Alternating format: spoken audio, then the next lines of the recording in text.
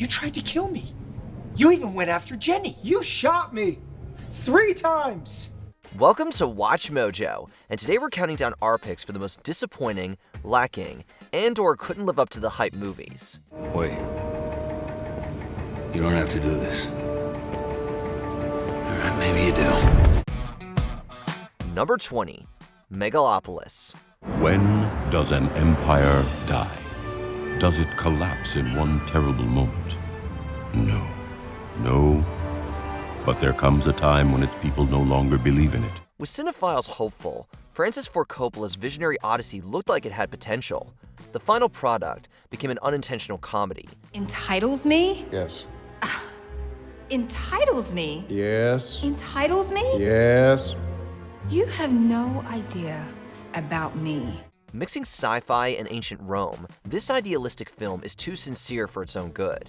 Adam Driver plays the architect hoping to bring together the city with his newest ideas. The hero must contend with the elite and government officials, with the odd ensemble delivering some strange performances. Brains, family, name, talent.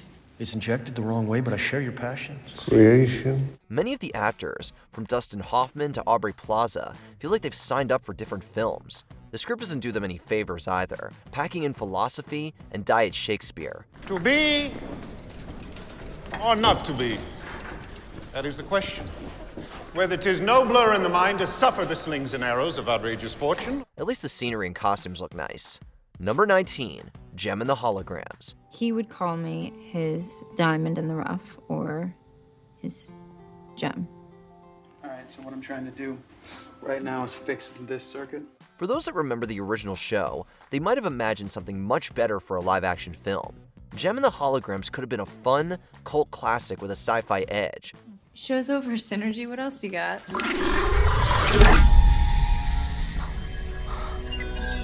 Welcome to the Synergy operating system.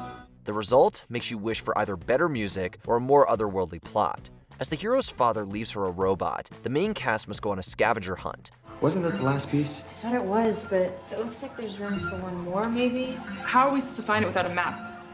I don't know. This doesn't make any sense. This part of the story could have been compelling or even heartwarming given the connection to Jerrica's dad. Director John M. Chu shuffles through various concepts, but this adaptation feels more like a Disney Channel original movie. Not even Juliette Lewis or Molly Ringwald could save this throwback. I think you're absolutely right. You are no rock star. Right. Yeah, I mean, no, that's exactly what I'm saying. Number 18, Terminator Genesis. On August 29th, 1997, Skynet woke up and decided all humanity was a threat to its existence. After the second film, you could argue that this franchise never returned to its former glory. The various sequels and spin-offs have left many of us wishing for Judgment Day. Terminator Genesis does the unthinkable in trying to rehash some of the first movie. Nice night for a walk, eh? Nice night for a walk. Wash day tomorrow. Nothing clean, right? Nothing clean. Right. Bringing back Arnold Schwarzenegger, the film tries to get fancy with its cross between a remake and a reboot. It's tough enough to bring new life to a series without having to harken back to much better work. Schwarzenegger, Emilia Clarke, and Jai Courtney head up a mismatched group of heroes trying to fight Skynet. Arguing with calories puts us at a strategic disadvantage. Bite me. That is a very immature response. The one cool idea of making John Connor a villain gets shrouded in other dodgy decisions. Number 17, Artemis Fowl. This is about the sun. The sun. Do not underestimate the kid. Let me show you. As one of the strangest directing chameleons, Kenneth Branagh adapts this kid's novel into a Disney movie. It's a cinematic experience that makes you pine for the children's films of yesteryear. Whoever it was. Man, woman? I couldn't tell, but they were asking for something called the Aculos. What is it? Artemis, get dressed and come with me. There's ample material here to lean into, with fantasy elements and adventure for days. Unfortunately, Branagh's film seems to spread itself too thin, with its plot about stolen artifacts and a young hero. I'm here to officially invite you into my home. Invite me? You just shot me! You must now do whatever I demand. You'll have to keep me here forever. The director could have tried to rip off Indiana Jones or even Harry Potter for a much more effective result. Instead of playing it safe, he blends some weird technical choices into a chaotic product. Everybody, take cover! You also might be scared after watching Josh Gad's CGI mouth stretch. Number 16, The Bonfire of the Vanities. For what does it profit a man if he gains the whole world and loses his soul? Mr. Fellow, they're waiting. This is a story about such a man. When you look at this on paper, the movie has almost everything you could want. It's got an all-star cast, an acclaimed director, and it's based on a hit book. Well, excuse me, I have to go.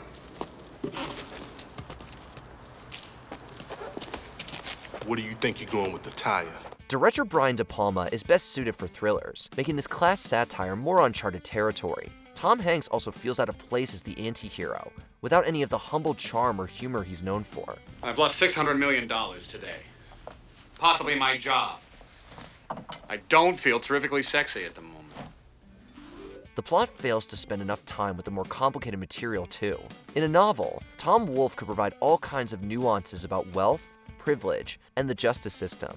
And then this newspaper thing started up, this Peter Fallow person. Everything was wrong. A total disregard for the truth. Now, why do they do this? This'll be your stop here. This experience mostly lives on as a curiosity piece.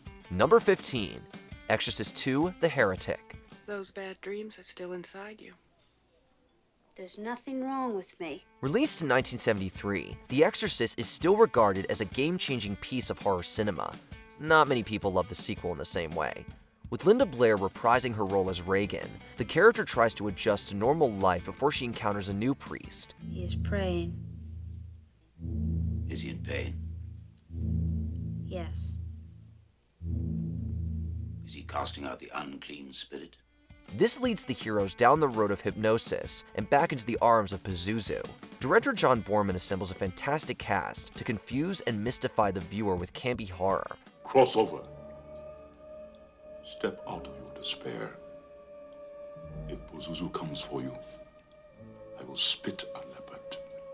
With the likes of Richard Burton and James Earl Jones dealing with demons, this quirky follow-up will have you scratching your head.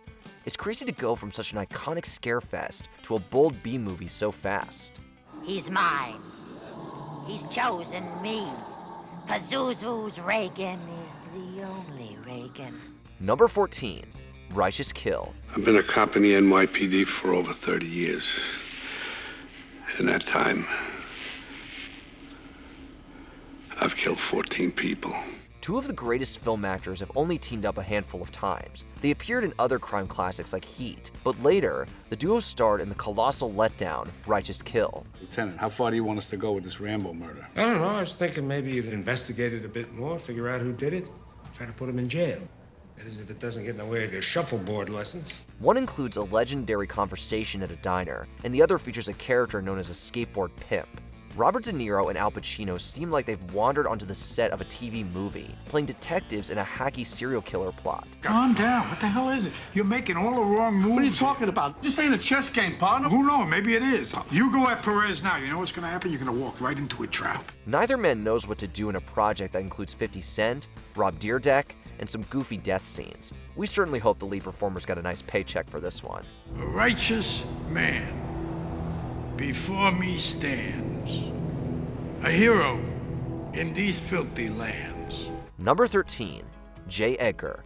You're gonna have to live with the fact that you could have helped prevent the bombings and the violence. I'm more interested in what this says about you and your FBI. Leonardo DiCaprio was on a generational run through the 2000s and 2010s, but even this Oscar winner had a few missteps. Few people remember this historical drama, as well as The Aviator or The Wolf of Wall Street. And there's nobody stopping you from making millions. Don't just sit at home, or the life of your dreams will sail right past you. This Clint Eastwood movie has serious potential, but drags on through episodes of varying quality. They should have turned scenes about gangsters and the Lindbergh kidnapping into a more detailed miniseries instead. DiCaprio tries desperately to make this more interesting with one of his least effective accents. You still fancy facial hair, Agent Stokes? The ladies appreciate it. And I suppose the ladies' opinions are more important than the Bureau's? Through it all, you feel like the exciting history of the FBI could have been more exciting. J. Edgar ultimately feels like a misuse of a star director and actor's talents. Are you poking fun at me? No, of course not. Then please, Mr. Hoover, stand up. Number 12, Cherry. And it's no secret what my face looks like. All right, no alarms! I'm a wanted man! They'll kill me! After their successful work in the Marvel Cinematic Universe, Joe and Anthony Russo seemed like they could do almost anything. They then recruited Spider-Man actor Tom Holland for a dark drama about a veteran turned criminal. I don't imagine that anyone goes in for a robbery if they're not in some kind of desperation. With robbery, it's a matter of pure abasement. Thank you. It's a gloomier story than Avengers, asking a lot of a star better known for his cheerier performances. Holland feels out of place in a story that might have been better suited for an indie artist. Baby. Yeah, baby, I'm here. I just, Are you sure you're doing okay? From boot camp to small-time robberies, this plot also finds itself in territory well trodden by superior films. The Russo brothers try to push the envelope with a Rust Belt drama that should have been recast and rewritten. You gotta go back to rehab. I don't want to be in rehab. I want to be with you. Number 11, The Counselor. I don't think I miss things. I think to miss something is to hope that it will come back. But it's not coming back. I've always known that since I was a girl.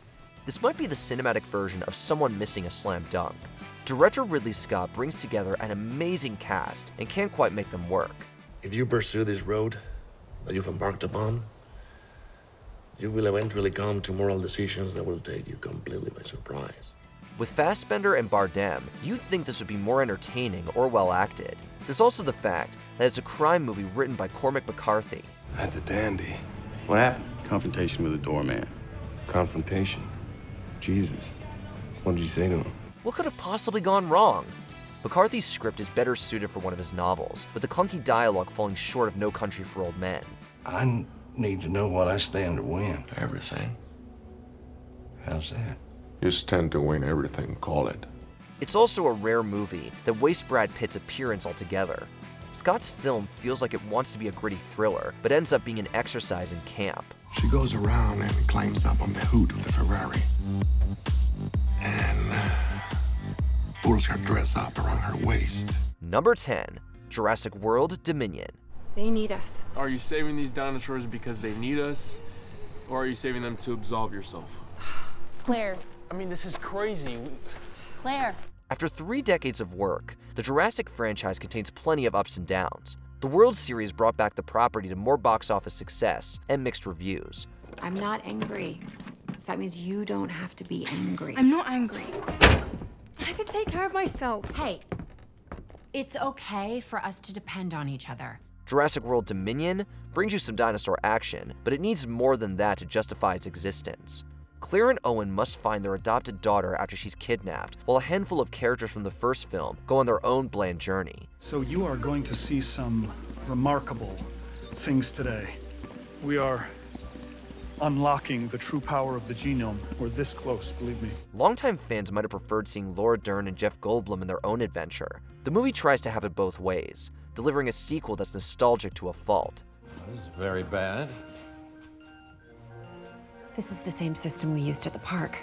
Great, so we can turn on the thing and then we all get out of here? Number 9, Joker Folie Deux. She believes you have another person living inside of you. And it was this other person who committed those crimes. Be careful what you wish for. A sequel to the 2019 hit seemed tempting, but it turned out to be a musical disaster. For once in my life, I've got someone. For once in my life, I've got someone. For once in my life. Joker Folie Deux finds Arthur Fleck in Arkham before his big day in court. Joaquin Phoenix returns to the title role, later entranced by Lady Gaga as the enigmatic Lee Quinzel. It's at this point that the movie hopes to be something more profound or darkly fun. As foolish as he can be, there's always a joker. Neither the music or the comic nature of this film ends up working. Phoenix and Gaga star in overblown stage numbers that seem to alienate the audience. I don't know how we're gonna do it. Only know we're gonna try. By the time the trial happens, this follow-up gives up before delivering a disappointing finale. Number 8, Heaven's Gate. We must endeavor to speak to the best of our ability, but we must speak according to our ability. Many people know this as the film that dealt a serious blow to United Artists. Heaven's Gate is considered by some to be Michael Cimino's disaster after his Oscar winner, The Deer Hunter. I know that it'll never be the same. I just wanted to tell you that. Maybe you don't want to talk about it. The filmmaker pushed the narrative and runtime to its limits, creating an extremely divisive product. It's a multifaceted plot that covers a lesser-known period of Wyoming history. We will go to Johnson County. We will depose the incompetent civil authority there, and we will keep possession of the town until we can take charge of the courts. Set in the late 1800s, the movie asks a lot from viewers hoping for a more lively historical epic. Some have reassessed the project years later despite its dodgy release. I don't understand you. I do not understand you. There's a lot of things you don't understand. While some prefer the extended cut, the movie remains a controversial part of 20th century cinema. Number 7, Batman v Superman: Dawn of Justice. Jack, listen to me. I want you to get everyone out of the building right now. You understand? Let's go. Come on, start moving now, people. Let's go. Zack Snyder's role in the DC universe wasn't for everybody, with this being among his most debated entries. Batman v Superman does contain an intriguing concept that falls flat. Clark Kent, Daily Planet. Oh, my foundation has already issued a statement in support of books. So, wow, pretty girl, bad habit. Don't quote me, all right? While Kal-El seems weaker than ever, Bruce Wayne appears to be lashing out in more violent ways. This more brutal depiction of Batman shuffles between controversial brawls and emotional outbursts. He has the power to wipe out the entire human race, and if we believe there's even a 1% chance that he is our enemy, we have to take it as an absolute certainty. And we have to destroy him. The big fight offers a few thrills, but it leads to a confusing and unsatisfying finish. To make matters worse, this run of DC films didn't improve with any sequels. Help me find the others like you. Perhaps they don't want to be found. They will. And they'll fight. It would take Matt Reeves and James Gunn to help revive interest in these caped heroes. Number 6, The Dark Tower. You have nothing to be afraid of, my friend. Death is not far away. You want to know what's on the other side? It took many years for the Stephen King adaptation to happen, but the filmmakers were probably better off staying away from it. The author's Dark Tower franchise has many entries that can't be boiled down into one film. But I saw you. Your dreams deceived you, boy. Told you what you want to hear. I came a long way to find you. Idris Elba plays the lead gunslinger, looking to defeat Matthew McConaughey's villain. Once you watch it, you start to remember that some of King's books can't leap off the page. I do not shoot with my hand. He who shoots with his hand has forgotten the face of his father.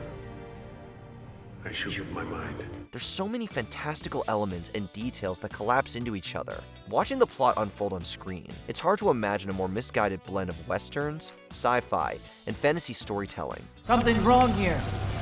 The levels are plateauing. It's as if he's Fighting back. Why do you resist? Neither Elba nor McConaughey fit into this jumbled adventure.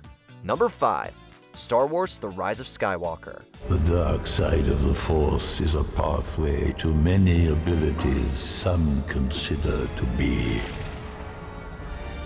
unnatural. Many reactions to this Star Wars film weren't exactly positive.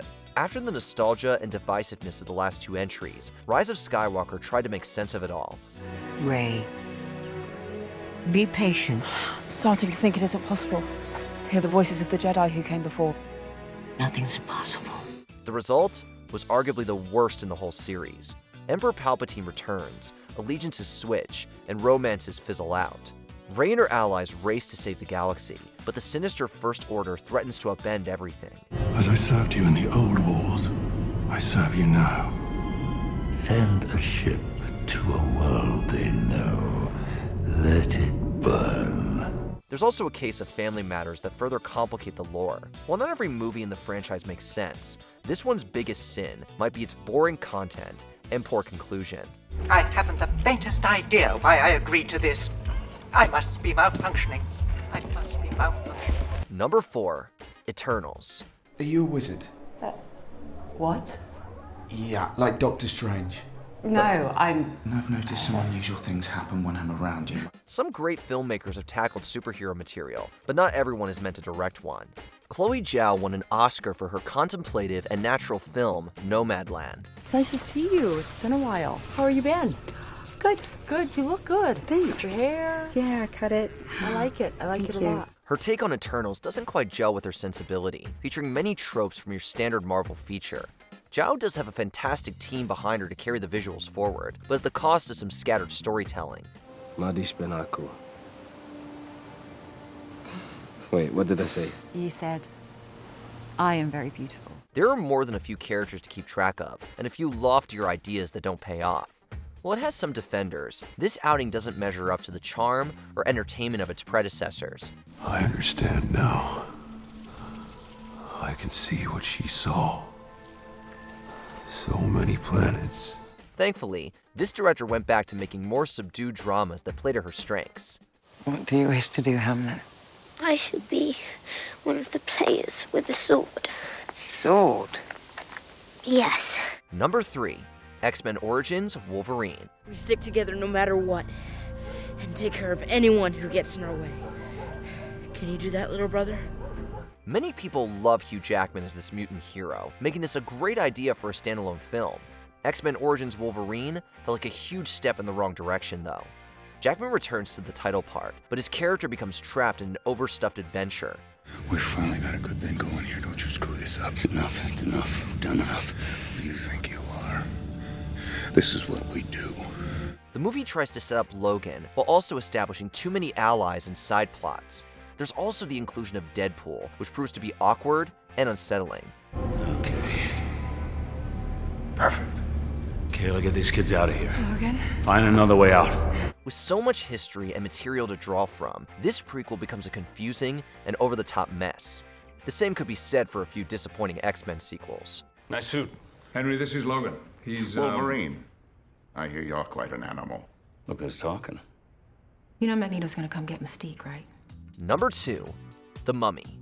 Sarge, you're not going down there. You're right. I'm not. We are. Then at least call in an airstrike. Airstrike. Bad idea. If this film worked out, it could have started a new franchise. It turned out to be a rare miss for actor Tom Cruise. You told Greenway that I could mimic all the qualities of human intimacy for 15 seconds. I mean, let me tell you, it was not 15 seconds. The star could be considered out of place here, trying to bring action to this horror adventure. Cruise gets only one plane crash scene to really shine. Otherwise, he and the cast tried desperately to make The Mummy modern. Who the hell are you? Who am I? The more relevant question, Mr. Morton, is who exactly are you? The use of the supernatural, classic characters, and CGI all feels a bit forced. Russell Crowe as Dr. Jekyll can't even bring this film back from the dead. Overcome by negative reactions, the Dark Universe never quite got off the ground. I mean, thank you for bringing me back to life and everything, Nick, but what are we even doing here? Where are we going? Come on, my friend. Before we continue, be sure to subscribe to our channel and ring the bell to get notified about our latest videos. You have the option to be notified for occasional videos or all of them. If you're on your phone, make sure you go into your settings and switch on notifications. Number 1, Fantastic Four.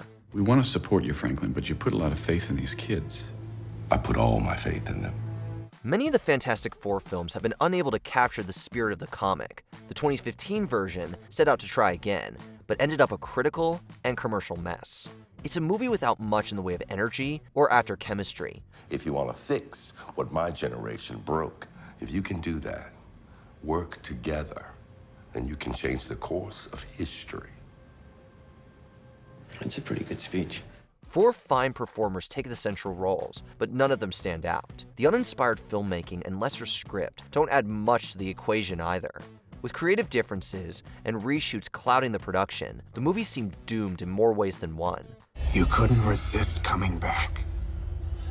It's not enough to ruin your world. Now you want to ruin mine. Its biggest crime might be how boring it is despite the villain's unhinged look.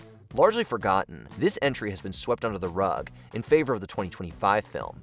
We are proud to call them our guides, our protectors, and our friends. Let's hear it for Reed, Sue, Johnny, and Ben.